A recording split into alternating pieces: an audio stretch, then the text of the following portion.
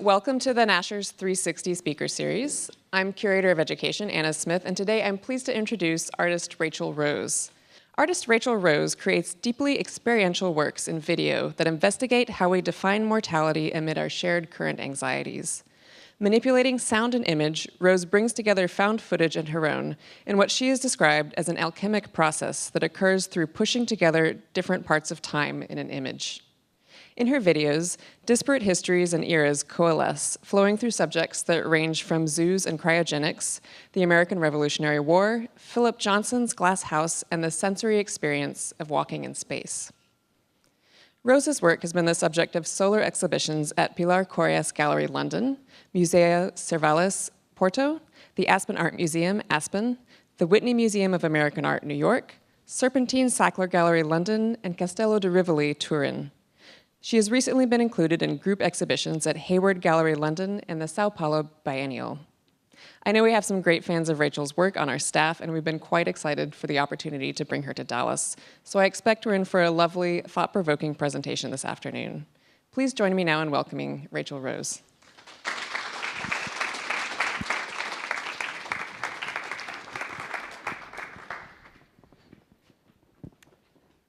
Hi. I'm Rachel. Nice to see everyone here on such a beautiful day. I don't know how familiar you all are with what I do, so I thought I would actually speak about my work from the very beginning and talk about it chronologically. And feel free to interrupt me if I'm speaking in a way that's confusing or, if something's opaque, just let me know.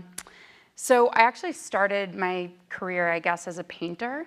I was making abstract paintings very much in a studio practice structure. I did my undergraduate at Yale, and I studied with a painter named Robert Reed, who was recently deceased, but was an influence to generations of artists.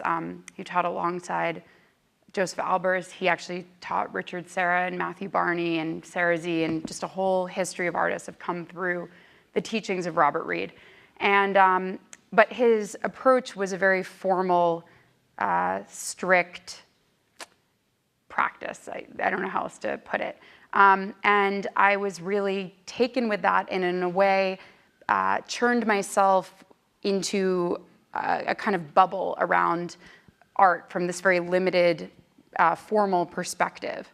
And I thought, okay, that's what I'm gonna do. I'm gonna deal with the problems of being a painter and these minor issues about color and composition and the history of painting, and that's what it's gonna be. And when I went to do my MFA at Columbia, I soon felt that this was a very boring trajectory and a deeply unsatisfying life for me personally. I would go to the studio, sit alone, check my email, go on Facebook, check the internet, go talk to my friend, and that would be a day. And it just felt like this is a waste of my time, this is a waste of money, this is a waste of a life. I want to do something that has meaning, that allows me to explore the world, what's happening now, that feels urgent to me.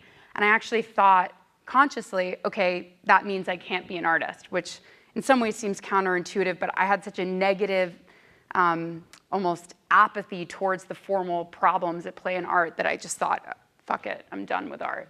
But I had another year left at Columbia, so I thought at the time I would try to make a documentary film and not do a film that would exist not at all in the art world or place me as an artist or anything like that. It would just totally begin a career somewhere else doing some kind of political activist work. I didn't know. So that's the first work that this is a still from on the screen, and it was called Sitting, Feeding, Sleeping. And what I tried to do was take this, in a sense, apathetic depression that I had about my life, about art, and maybe find it in real places in the world that I could connect this feeling to.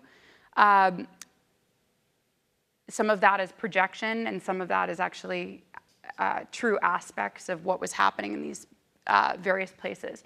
So the three places that I went to film were a cryogenics lab in Arizona. So a cryogenics lab, there's 2 in America. The one in Arizona is called Alcor. It's supposedly where Walt Disney is and also other celebrities. And it's where they take your body after you die and they basically put freezer fluid. They take out your blood and they put freezer fluid in your body. And the idea is that you could be revived 100 years from now where the technology exists. It's kind of like what this whole singularity thing is about. And then I shot in zoos across the country, so West Coast, East Coast.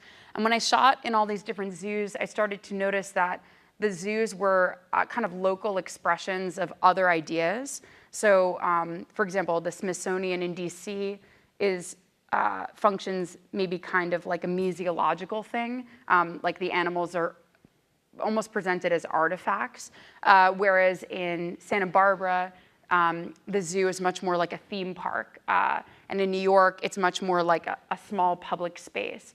And so I was thinking about what the actual lives of these animals were within these, in a way, projected spaces of human imagination. And then the last place I shot was a robotics perception lab in San Diego, where, I don't know what slides are in here actually, so I should just see what's, yeah, so this is a zoo in New York. Well, okay. A robotics perception lab in San Diego where at the time they were working on developing this giant baby robot that would be able to read human emotion. So if you smiled in front of it, it would know you were happy. And if you cried, it would know you were sad. And so this very short 8-minute, what became an artwork, Sitting, Feeding, Sleeping, was about finding the through line between the zoo, the cryogenics lab, and the robotics perception lab. And for me, what they shared was this flatness, this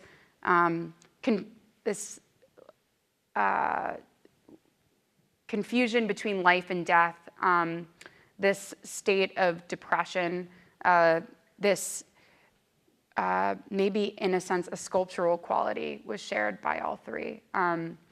Animals in zoos, especially, for example, the polar bear, living in a tiny, basically on a tiny set with props that sort of image what his life might have been like in Antarctica or somewhere else. It's basically like he's living within a sculpture or something like a theater set. And the same is true for the bodies and for the robots.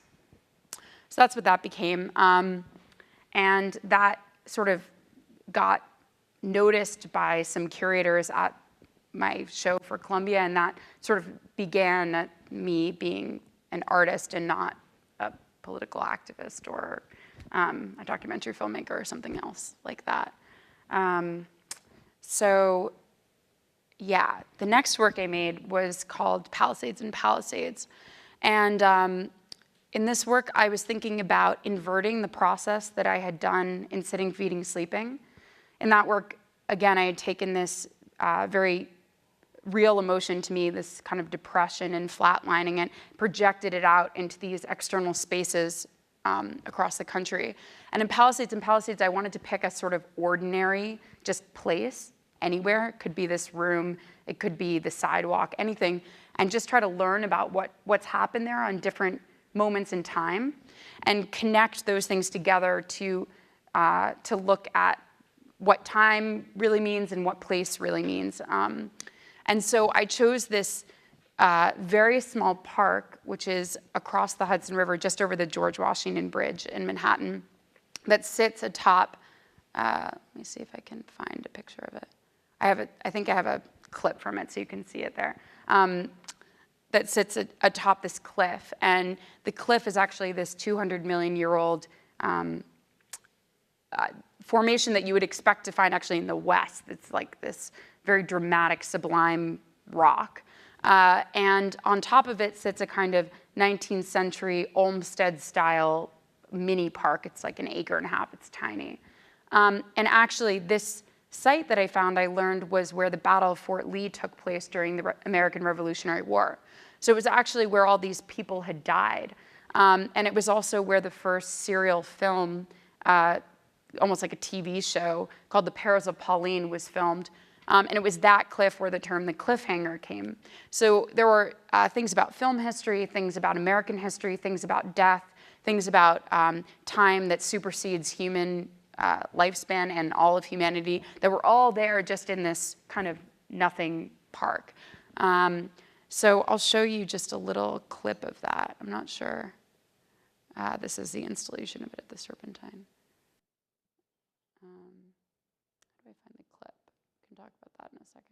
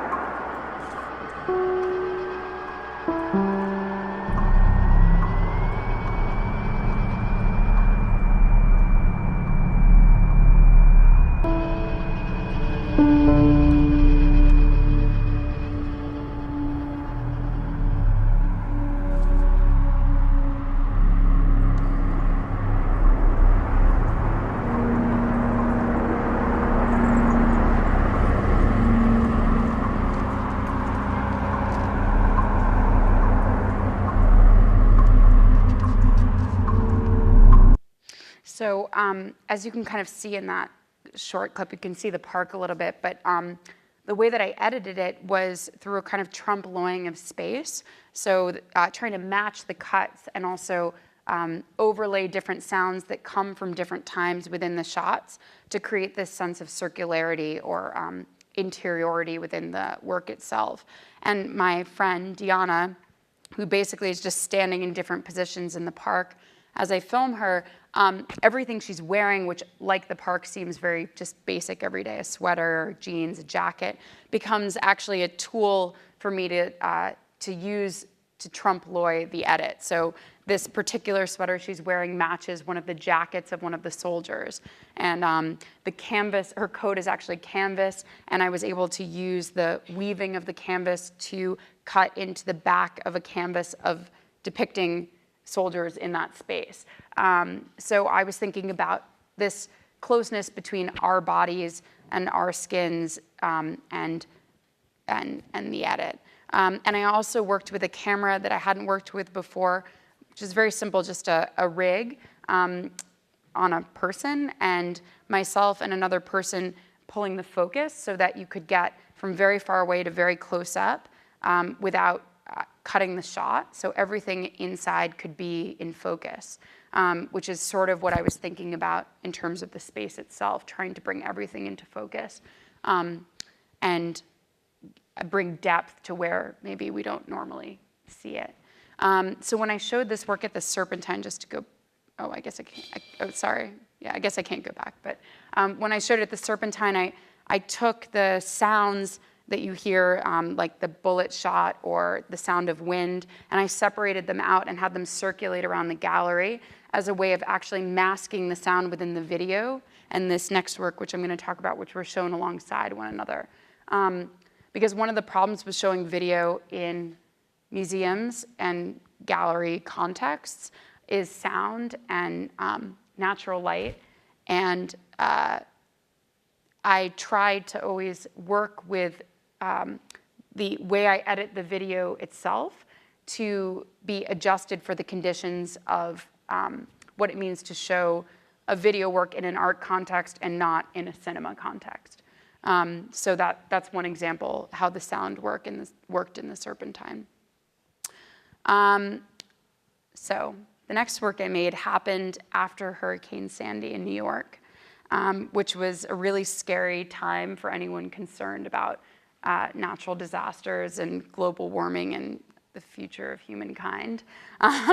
It was like all of a sudden New York was like completely blacked out, and I had to stay at a friend's house for a week, and it just everything was disrupted and changed, and it happened just so quickly. And after that, a few months later, I was in a coffee shop near my apartment. You know, Hurricane Sandy was over, everything's sort of back to normal. and all of a sudden this crazy gust of wind with rain just comes out of nowhere, and you could actually almost see it like almost a form.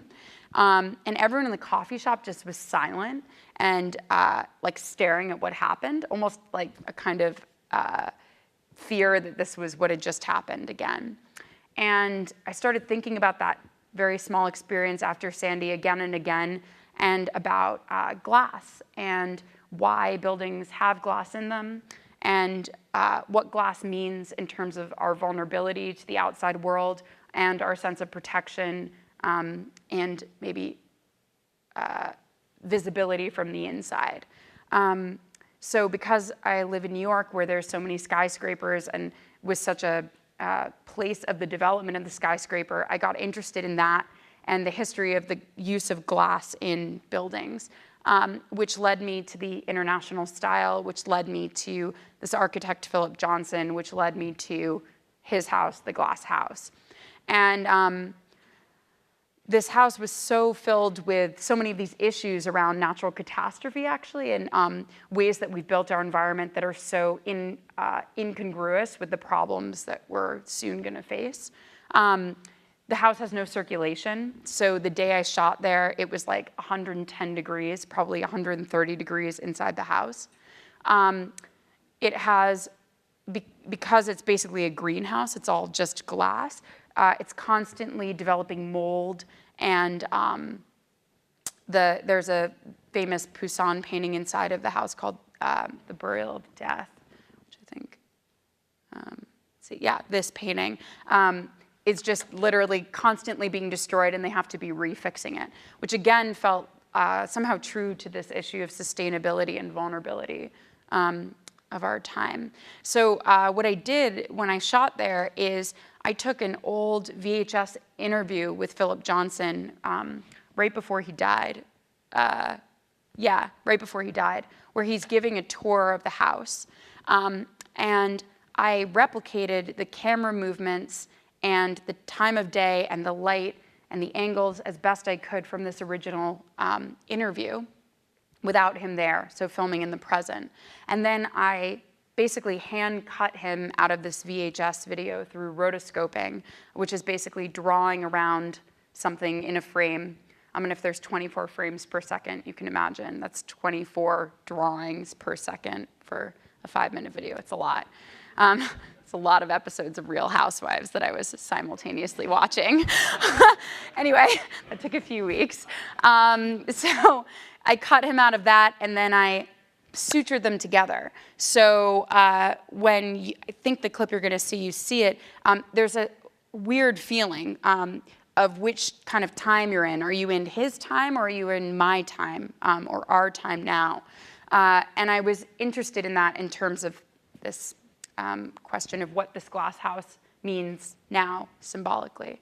And the other thing I did is I was searching for a long time for a real-life clip that showed this transition from total calm and obliviousness to total trauma and craziness. It's something that you see all the time in blockbuster films through special effects and compositing, this kind of pasting of different things within one frame.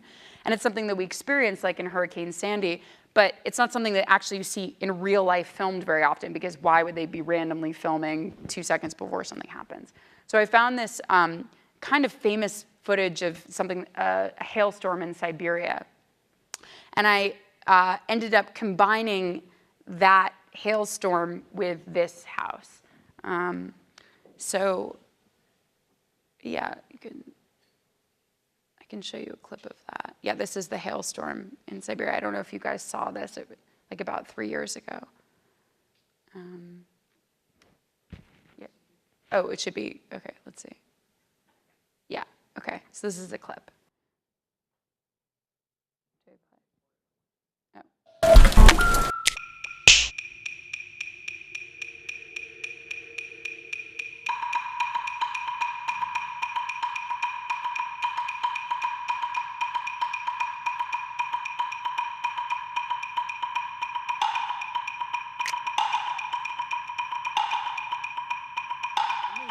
Architecture is mostly a question of procession. In other words, you've got to enter a group of buildings through a gateway, which we're now at. And as you come in, you explore the whole terrace here. That was the glass house period when I did everything like these kind of strip lines like this. And then inside, which you'll see in a minute, we went on and loosened up. Loaded on, you got flat roofs, you got lots of glass, and the ribbons of glass. Those are the cascaded. That was the glass house We period when I did the world. It's everything a like American these mall.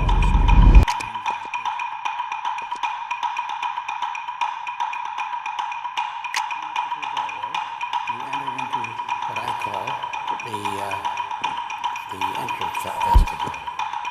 Then you step a few steps, imaginary wall, and as you turn, the world changes because your point of vision goes round and round.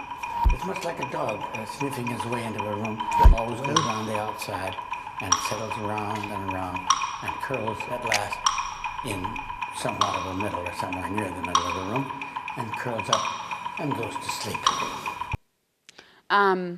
Yeah, so you have a sense of this suturing that I was talking about. Okay, let me go to the next work. Okay, yeah, so the next work I made, I should say about a minute ago, this whole work with the compositing of cutting Philip Johnson out of one piece of footage and putting him into another and looking at how compositing works in Hollywood film. So like if, for example, a tractor just fell through the ceiling, that would be a compositing. Maybe the rendering of the tractor would be special effects, but the actual cut and pasting within the frame is a compositing thing. And so I was thinking about Hollywood special effects and collaging and the way in which catastrophe is, in a sense, like collage. Your experience is one way 1 second and another way another second. It can feel as though the two have been cut and pasted together, like there isn't a transition. There isn't the transition that I was maybe thinking about recuperating in the work before in Palisades and Palisades. So that meant that when Interstellar and Gravity came out, I was like super excited and really interested in paying a lot of attention to them because of the use of special effects in compositing in both of those works. And I remember after I came out of seeing Gravity in the movie theater in New York, I felt this very confusing sense of displacement from Earth. Like I almost felt wobbly walking on the street. And I remember it took until like halfway through having dinner after to feel like, okay, here I am on Earth in this condition. I really felt displaced. And what I was actually struck by wasn't that it had occurred through special effects and this amazing 5:1 sound design and being in a dark space, but actually that it had occurred through simply the projection of light on a screen and me sitting in a chair hearing things. That felt so basic and so much more basic than many other ways that people can feel deconditioned from their experience, like, I don't know, going to outer space or even taking drugs or something like that. It was just simply absorbing, in a way, frequencies that had produced this effect in me. A few months later, I was cleaning my apartment and I heard this interview with this astronaut named Dave Wolf. And he was describing an experience that he had doing a spacewalk in outer space in which he was doing repairs on the International Space Station. And as he was doing them, they had a half an hour or so of a break. And it was night on that side of the Earth. And he turned away from the space station and describes just floating in this complete darkness. And then watching the sun come up on Earth and experiencing color at a frequency that he didn't know his eyes and his body could intake and could perceive. And again, I was doing something very basic, just cleaning my apartment, and I felt completely like removed from my environment, taken somewhere else, and it was just through hearing this story on the radio. So that set out on kind of like an adventure to try to speak with Dave about his experience. I just basically stalked him. I wrote like handwritten letters and called every place he had spoken to try to get his contact, and eventually I did, and he was willing to let me interview him for this project. So I interviewed him about this experience of perception coming back to Earth and the experience of perception within his body being in both pure darkness and then being subsumed in the color of our Earth. And then I shot the video in 2 other locations. One was at a neutral buoyancy lab. Can't see it super well in this image. Let's see if there's, well, I think you'll see it in the video, but which is where astronauts go to learn how to spacewalk. And what was so striking about this was that it's actually just a pool of water, like a 5-story tall pool of water. And again, that's so basic. There's nothing crazy or even technical about that. That water could be an analogy for being in outer space felt very profound to me. And then I shot it also in my apartment using, let's see, just using things that I could find in my kitchen. So like food dye, oil, milk. I was looking at artists like Jordan Belson who had experimented with this, but also Douglas Trumbull, the person who did the special effects for 2001 Space Odyssey. Many of those special effects were actually not done in a computer. They were done just by hand with micro and macro lenses. So I tried to replicate that, and I shot it on a piece of glass. And when I showed it at the Whitney, I showed it on a translucent screen against a window. So I was hoping that there would be this one-to-one relationship between how I shot it against this translucent thin thing, and then again how you see it in the space. And then the last place I shot it was, and then I also got found footage from it, was at EDM concerts, which is like a growing thing. And I randomly had a friend who's now kind of a famous EDM guy, and he let me shoot there. So I shot some stuff of crowds, and then I worked to make it look bigger and more than it was. And then I used those chemicals, or the kind of household objects that materials I was describing, to displace this camera movement. I think you'll see it in the clip. So as the video goes on, this shot, which is already, you can see displaced here, but this shot of the neutral buoyancy lab becomes increasingly corroded by the chemicals somewhere else. Okay. This is another installation of it. That's okay. More installations of it. Okay. If I could only kiss you once more.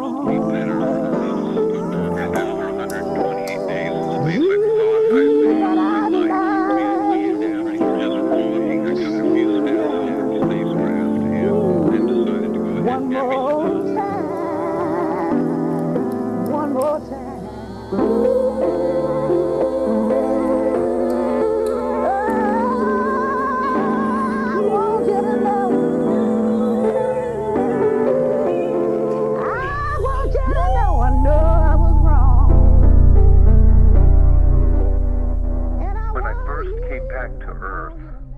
After 128 days in space, I thought I had ruined my life.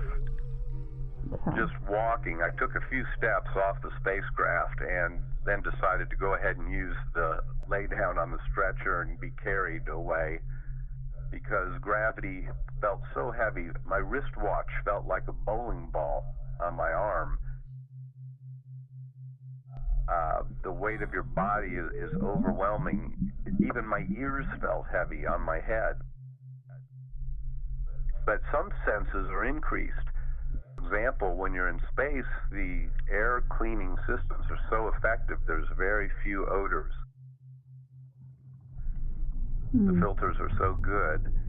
And when the spacecraft door, the hatch is opened, you're overwhelmed with the smell of grass and the air, it must be like a dog feels when you can smell bushes when you walk by them. Your sensitivities are so increased because they've been absent for so many months. So the voice you hear at the beginning is the voice of Aretha Franklin. And one of the things that I wanted to do was work with music as a frequency and work with a kind of harmony between the way he's speaking, which I emphasized its flatness. I emphasized the way in which it sounded like a radio transmission. When I did the interview with him, actually the sound studio I was doing it through, we had a problem with the microphone, and I ended up having to put my phone on speakerphone and then put the microphone above my speaker, and it just totally corroded how you heard his voice. So when I was editing, I tried to actually work with that, thinking of like his body, like light, that the sound was also a frequency. So yeah, so that was that. And then this is the most recent work that I've made called Lake Valley, which I just finished in September. And this work actually came from thinking about childhood, maybe through questions around mortality and lifespan. The idea of childhood is a relatively modern idea, Victorian idea. It used to be, especially in Europe, that children were thought of as mini adults. They were just kind of born an infant, and then the infant became an adult. I was thinking about my own childhood and ways in which experiences then have shaped who I am now, and maybe why I'm an artist or why I think about things in a certain way. So I wanted to look back and investigate like the idea of childhood, basically. And one of the things that just kept coming up when I started looking at the emergence of children's books in the 18th and 19th century was abandonment. That in Hansel and Gretel, in most children's stories, the kid is abandoned and goes on an adventure and has to find its way back. In a way, there are these mini stories of what it is to be an adult, or what it is to go through any kind of struggle and return.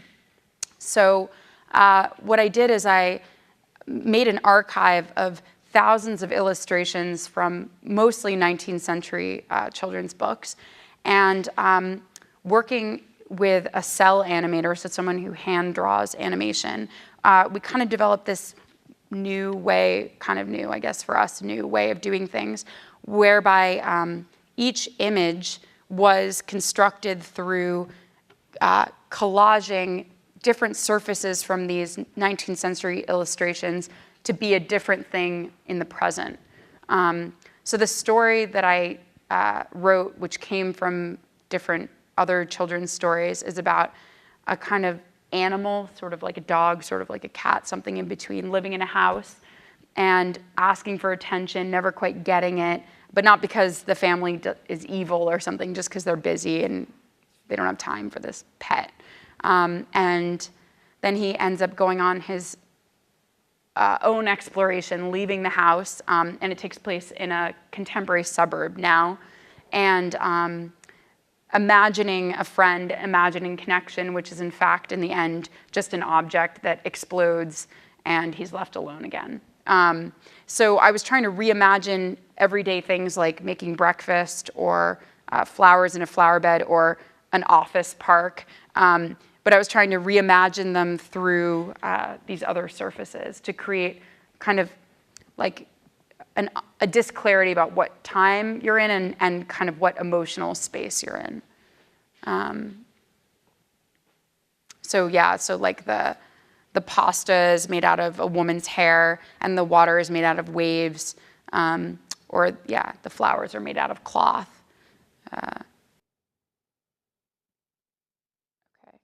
so.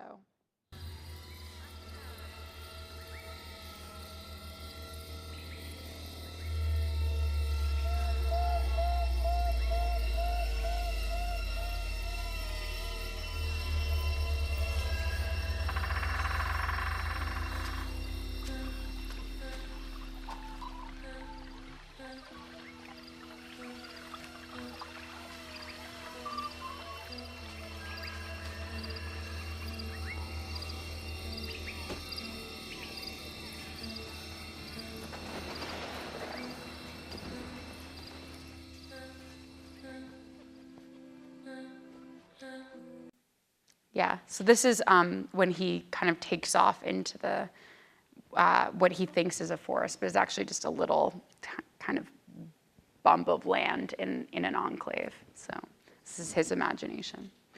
Yeah, so I think that's, let's see, how are we doing on time? Okay, perfect. I did exactly 40 minutes. So I wanted to leave time for questions because I know there's a lot here. So yeah. Yeah. Hello. Thank you for your presentation. I wonder if about Palisades and a minute ago, and even also about this last work. In terms of the editing that you talked about in Palisades, and also in a minute ago, and also maybe these surfaces in this recent work, how some of those concerns that you described might be a transposition or a continuation of some of the concerns that you expressed as a painter, that you had as a painter as an undergraduate with Reed. Yeah. So I think, yeah, in a way, I don't think about painting. But one of the things that Robert Reed was really committed to was understanding painting in relationship to time. So he would always do these psychotic exercises, like we would have to make 1,000 paintings in 24 hours, or 250 paintings in 5 hours. And then sometimes he'd give us a month to do one painting. So he was always kind of pulling and stretching time. And his idea was essentially that every mark and every gesture you make, no matter what amount of time it takes, always matters, and all of it has equal weight. And there's something true about that in terms of editing. Thinking about how much time a frame is held for means something in relationship to how you as a viewer absorb it, the rate and the tempo, and also in terms of everything else within the complete work.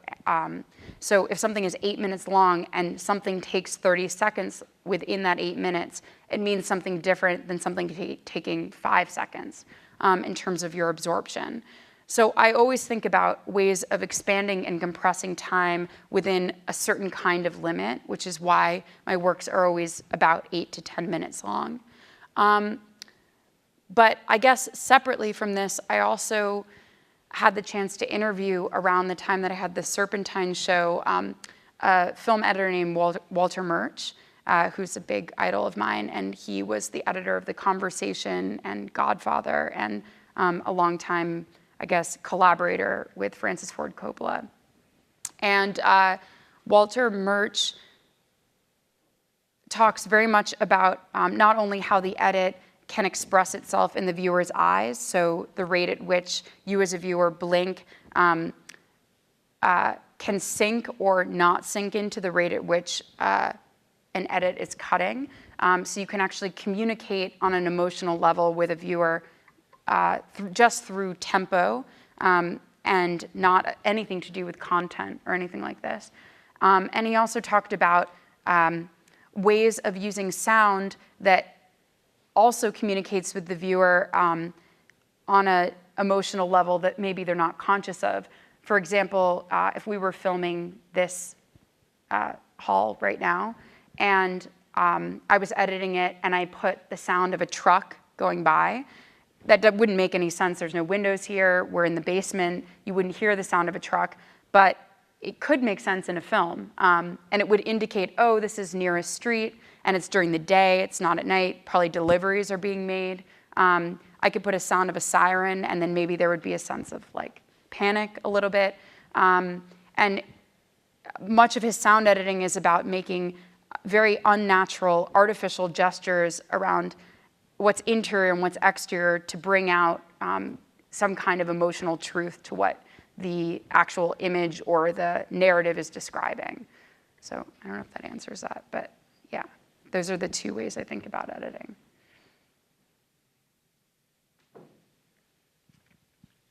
In using your tools to create these artificial yet immersive environments, Are you interested, are you exploring at all some of the new virtual reality type shooting or the 360 stuff that, for instance, New York Times is doing with some of their journalism? Have you looked into any of that? What do you think about that? I mean, I'm really curious. I actually just had a chance to experience a few of those technologies last week. I'm personally very interested in the flatness of video and the flatness of film. Like I mentioned how Gravity has this 5-1 sound, but actually I prefer when there's just mono sound, just sound is coming from two spaces. And I recently was actually watching, I guess they did an episode of Mr. Robot, which is a show I've actually never seen, but they did it in virtual reality. And one of the problems is that it's very hard to make a cut in VR. It actually looks awkward, and the way I've seen it done is actually the shot will fade to black, and then it fades back into the new image. It's a very staccato experience, and I think actually somehow produces a further, like it pushes me further away from being inside the space than I feel actually this more dated technology of just projecting on a screen with 2 speakers allows for. So I don't have any ideas about that for now, but maybe if there was a way to edit differently, I could be interested in it.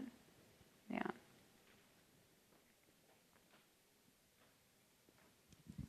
Hi, I have a very simple question. When I was thinking about your work where you superimposed the house to the old interview, why did you choose to do the cutting of the person by hand, and it took you so long, instead of digitizing it? Because in the end, you probably were working on the videos in some kind of digital environment anyway. You probably could have done it much faster. So curious about that. Yeah, well, not exactly. I mean, I did it, in After Effects, you just trace around the figure. Something that is important to me in my work is that in each piece I'm learning something new about how to actually make something. So not just like researching and going to a site and all of this, but actually physically, I don't know if it's on the computer, but how to do something new, whether that's working with a new camera or learning how to rotoscope, or in this case, learning how to make a cell animation. So it's a lot about I guess in a really selfish way, just me getting to know how to do something. In the future, if I were to work with rotoscoping, I probably wouldn't do it myself because now I feel I have an understanding of how that material works. But there's all these kinds of things you learn when you do it yourself. Like, for example, that sometimes with the brush tool in After Effects, it will grab onto another material, like a tree, and then like 2 frames have a tree in them. Whereas if you have it done perfectly, you don't have those kinds of hand qualities, yeah.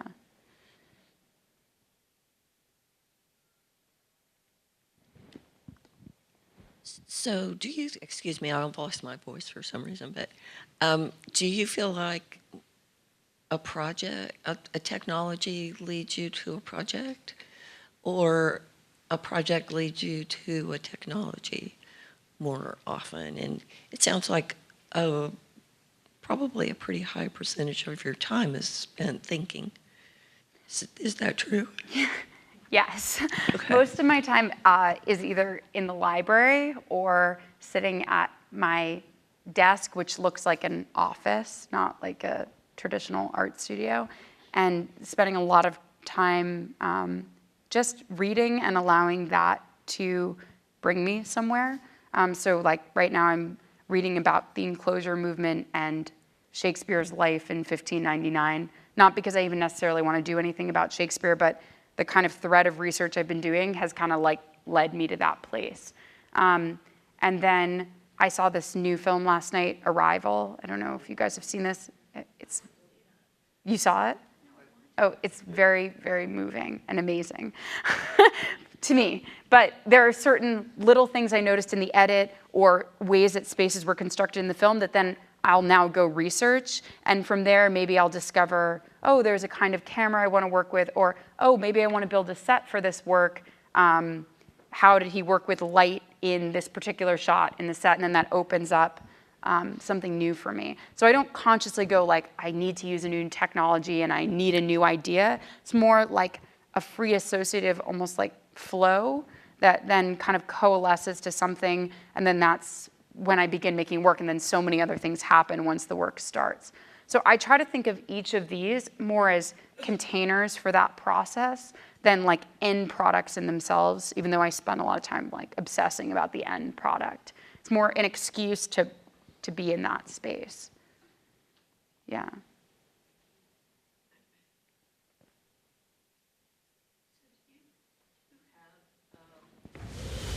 A number of projects that are just sort of on the shelf, not completed, or that you might go back to, or do you just decide not to finish things and then you're done with them? Usually it's just one work at a time, but they kind of pick up from one another. I did one time make one video work that I was supposed to actually show at Castello di Rivoli, and it was for this specific kind of installation, and I basically just didn't like the work I made, and I didn't show it like a week before the show. Just a really bad thing to do. But a lot of the research I had done about that work ended up actually informing, I have a show coming up at a place called Kunsthaus Bregenz in Austria, and the way that I'm dealing with light and the screens within that building is actually informed by some research I did on this work that I basically killed. So that kind of thing happens. But I've only ever worked on 2 works at once that one time, and it wasn't a good result. So I just stick with one. Okay. Yeah. Thank you.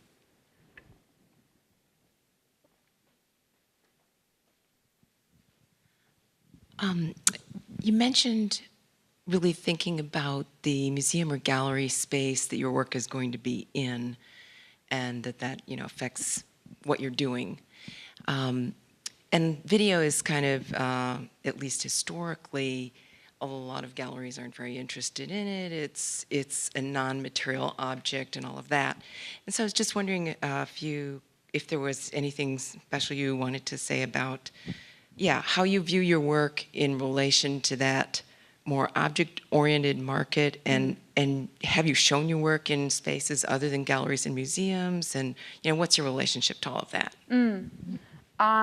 I haven't showed my work, a few screenings or something like that, but pretty much just in galleries and museums. So okay, I'm gonna describe 2 separate threads of the way that I feel that video can or is often shown in museum gallery context. Okay, one is the thread where the artist shows basically props and tchotchkes from their experience of filming the work. So they project the video, and then maybe you sit in a landscape that has stuff from the video inside of it. So they try to bring you into the world of how the work was made, or the world that the work is arguing for.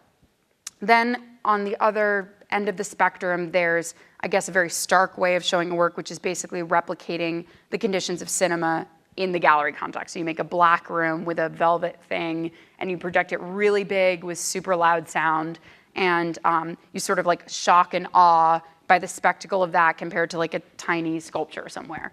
That's another option. So what I try to do is use all of the components of what it means to show a video. So that's projector, speakers, where you sit, scale of screen, kind of screen. Is the screen a wall? Is the screen made out of fabric? Is the screen made out of aluminum? What's that materiality? Is there natural light? Because often in museums and galleries there is. It's not always a white box. Is there artificial light? What are those sources like? How do they inform your sense of place within where you are, your sense of interiority, your sense of exteriority? And then I try to work with that as subliminally and also openly as I can. So, for example, can I go back into this? I don't know how to do that. Okay, so I'm going to just try to show an example of what I mean.